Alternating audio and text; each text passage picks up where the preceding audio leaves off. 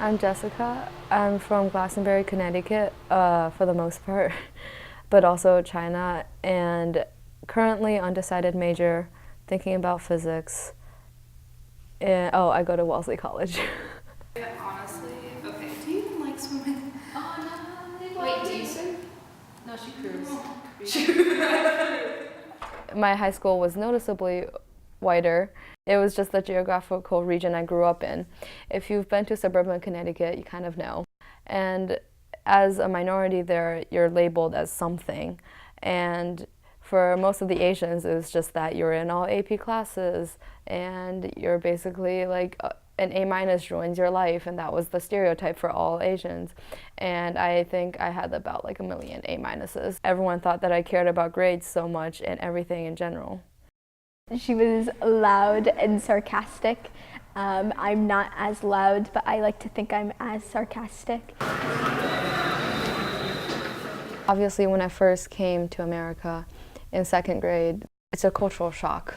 When I was in China at my elementary school, you weren't allowed to have hair below your ears for both the boys and the girls. So I had a very sparse pixie cut because my hair is already thin. I was also quite a tomboy because I was raised by my grandparents and they never really cared what I did, so I was kind of spoiled. If I ran, they couldn't really catch me, so I just did what I wanted to do. And then when I came here, on the first day of school, my mom dressed me in all pink to make sure that everyone knew I was a girl. She's angry and savage and has an odd sense of humor. I think Jessica is an outgoing, energetic, and very kind person. She's practiced swimming like 5 days a week, so it's pretty energetic. And last time I went to her home to celebrate Thanksgiving, she go running every morning, like for 5 miles or 6 miles. I think she's very tolerant to both Chinese and American culture. Although she came to America at 8 years old, which is pretty late for her, she's able to make friends with American, and at the same time she also has a lot of Chinese friends. I think this unique cultural experience make her more acceptable to different cultures around the world.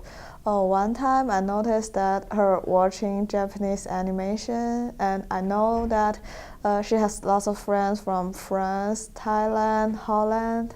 Things were generally nice in elementary school where kids are mostly innocent and they're just nice to you and they're just like, oh my God, a different kind of person, but they'll be friendly. But in middle school, I remember one kid asked me if I was Korean, and I said no. And then he asked me if I was Japanese, and I also said no. And then I said I'm Chinese, and he told me that, like, no, you can't be, you don't look Chinese. You're either Korean or Japanese. And I was like, you're the whitest kid I've ever met. How do you know what a Chinese person or a Korean person or a Japanese person looks like? And then he just didn't talk to me for the rest of that year. But I think it was for the better. I did down to